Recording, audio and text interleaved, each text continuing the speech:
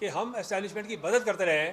Establishment کی مدد کرنے کی ضرورت نہیں, ہمیں لینے کی ضرورت نہیں پڑی, اور ہم اس کو یقین. البتہ فرق سے یہ ہے کہ اسٹیبلشمنٹ نے جب بھی الیکشن کروائے, جب بھی, تو آزاد کشمیر میں دھاندلی اور مداخلت کم ہوئی ہے. یہ بات میں کہنا چاہتا ہوں. یہ میں مثلا 85 میں ضیاء الحق صاحب کی پارٹی نہیں تھی وہاں, انہوں نے الیکشن کروایا, مسلمان جیتی. پرویز مشرف صاحب نے 2-3 الیکشن کروائے, ان کی جماعت نہیں تھی, وہاں پہ مسلم کانفرنس جیتی. تو مسلم کانفرنس جو پاکستان بننے سے پہلے سے انتخابات میں میدان مارتی چلی آئی ہے, اس کو کسی مدد کی ضرورت نہیں ہے. ہمارے السلام علیکم دوستو. سردار عتیق احمد کی یہ پریس کانفرنس دیکھنے کے بعد چند سوال ذہن میں آئے ہیں کہ کیا انتخابات واقعی مسلم کانفرنس جیتتی رہی, یا پھر طاقت کے مراکز فیصلہ کرتے رہے کہ اقتدار کس کے پاس جائے گا. 1970 سے 2006 تک جب جب آمریت آئی, مسلم کانفرنس کیوں جیتتی رہی, اور جب اسٹیبلشمنٹ کا جھکاؤ بدل گیا تو یہی جماعت کیسے شکست کھا گئی. کیا 1985, سن 2001 اور 2006 کے انتخابات بھی طاقتور خلقوں کی حمایت کا نتیجہ تھے, اور کیا 1946 کے انتخابات میں تاریخی کامیابی کی اصل کہانی وہ نہیں جو آج عوام کو سنائی جاتی ہے.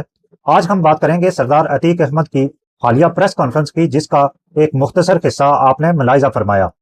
دوستو, ان تاریخی حقائق کی بھی آج بات کریں گے جنہیں یا تو بلا دیا گیا یا جان بوجھ کر بدلنے کی کوشش کی گئی. یہ ویلاگ صرف سیاست نہیں بلکہ آزاد جموں کشمیر کی انتخابی تاریخ کے ان رازوں کی کہانی ہے جہاں ووٹ سے زیادہ اہم شاید حمایت ہوا کرتی تھی. یہ ویلاگ دیکھتے رہیے, کیونکہ آج کی ویڈیو میں کئی ایسے انکشافات ہوں گے جن پر شاید آپ نے پہلے کبھی غور نہیں کیا ہوگا. سابق چیف جسٹس عبد المجید ملک اپنی کتاب میں ایک ایسا واقعہ لکھتے ہیں جہاں سردار عبد القیوم خود اعتراف کر رہے ہیں کہ 1970 کے الیکشن صرف سیاسی نہیں تھا بلکہ الحاق پاکستان اور خود مختار کشمیر کے بیانیے کے درمیان ایک فیصلہ بنا دیا گیا تھا. وہ اپنی کتاب خود نوشت میں لکھتے ہیں کہ میرپور اور مظفر آباد میں ہم یعنی لبریشن لیگ الیکشن جیت رہے تھے. پنجاب مہاجرین میں بھی ہماری حمایت تھی, لیکن وہاں نوکرشاہی اور خفیہ اداروں نے سردار عبد القیوم کو بھاری اکثریت سے کامیاب کروایا. وہ لکھتے ہیں کہ جب میں چیف جسٹس بنا تو کشمیر ہاؤس میں سردار عبد القیوم نے مجھے, خواجہ محمد سعید اور ریاض اختر کو کھانے پر دعوت دی.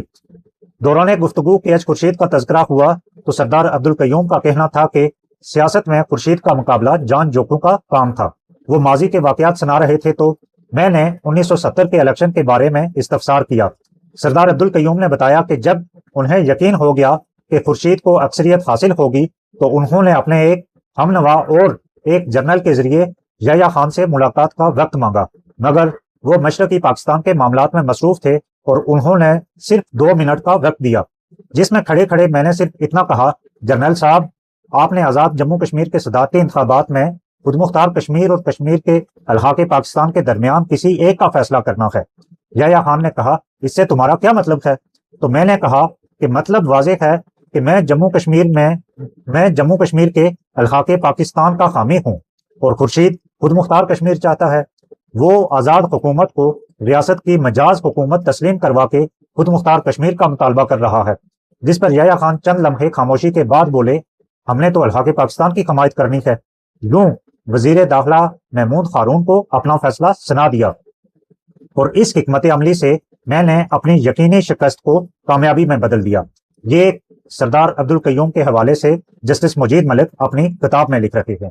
اب 1985 کے انتخابات کی بات کریں تو اس میں سردار عبد القیوم کی بھٹو مخالفت اور پی این اے سے مبینہ غداری اور جنرل ضیاء الحق کی خوشامد بھی ایک بڑا فیکٹر تھا. بھٹو حکومت کے سپیکر صاحبزادہ فاروق علی خان نے سردار عبد القیوم پر الزام عائد کیا تھا کہ قیوم خان پی این اے کے مخالفین سے ملا ہوا تھا. اس کے ساتھ ساتھ ان انتخابات میں دوسری بڑی وجہ کوئی دوسری مرکزی جماعت نہ ہونا تھی. پیپلز پارٹی زیر اعتاب تھی اور ایم آر ڈی نے الیکشن کا بائیکاٹ کیا تھا. لبریشن لیگ اور تحریک عمل پارٹی نے چند نشستیں حاصل کی. اس بائیکاٹ اور کسی دوسری جماعت کے نہ ہونے اور ضیاء الحق کی خوشامد کی وجہ سے مسلم کانفرنس 1985 میں کامیاب ہوئی. ان انتخابات میں سردار سکندر خیات وزیر اعظم بنے جبکہ سردار عبد القیوم خان صدر بنے تھے.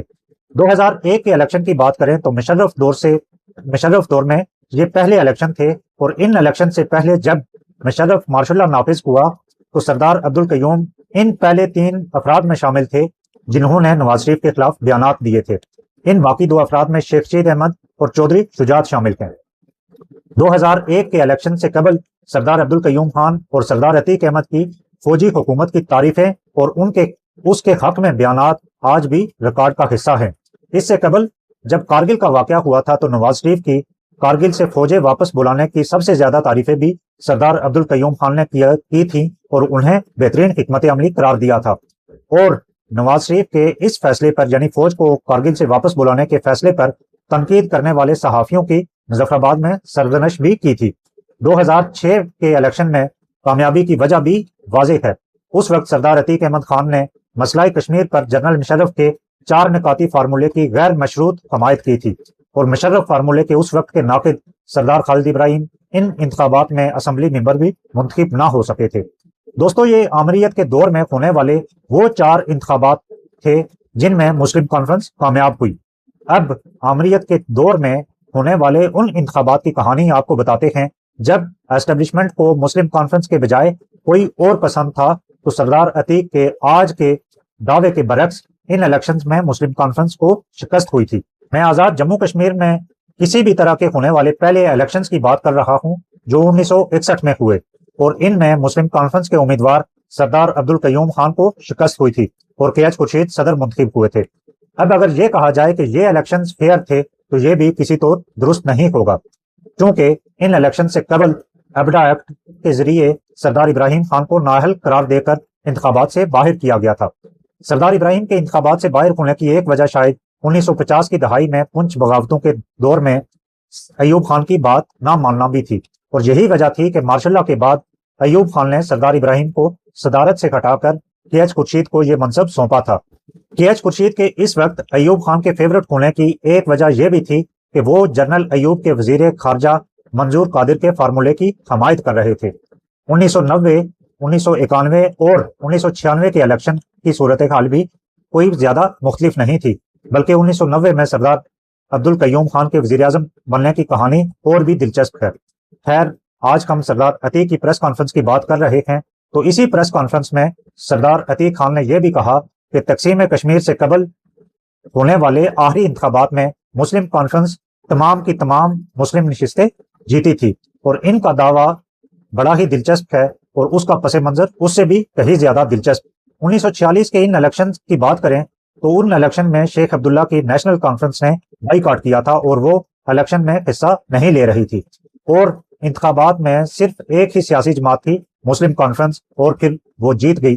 لیکن جیت کے بعد بھی وہ نیشنل کانفرنس سے اس قدر خوفزدہ رہی، جس کی مثال آپ کے سامنے میں دے رہا ہوں کہ 19 جولائی 1947 کی جس قرارداد کا تذکرہ مسلم کانفرنس اکثر کرتی آ رہی ہے اور کہتی ہے کہ ہم نے قرارداد الحاق پاکستان منظور کی، وہ اجلاس بھی آبی گزرگاہ میں موجود سردار ابراہیم کی رہائش گاہ پر ہوا تھا۔ وہ مسلم کانفرنس کے کسی آفس میں نہیں ہوا تھا، اور اس کی وجہ سردار ابراہیم نے اپنی کتاب میں لکھی کہ نیشنل کانفرنس انہیں سری نگر میں کہیں بھی پروگرام کرنے کی اجازت نہیں دے رہی تھی یا رکاوٹ بن رہی تھی۔ اب اگر اس دعوے کو مانا جائے تو الیکشن میں مسلم کانفرنس ساری کی ساری سیٹیں جیت گئی، تو اس کی اکلوتی وجہ نیشنل کانفرنس کا انتخابات میں نہ ہونا تھا۔ مسلم کانفرنس تو شاید 2 سیٹیں جیت پاتی اگر نیشنل کانفرنس انتخابات میں ہوتی، اور ان 2 نشستوں میں ایک نشست پونچھ کی ہوتی جس سے سردار ابراہیم الیکشن لڑ رہے تھے۔ دوستو، یہ کچھ حقائق تھے جو سردار عتیق نے اپنی پریس کانفرنس میں مسخ کرنے کی کوشش کی۔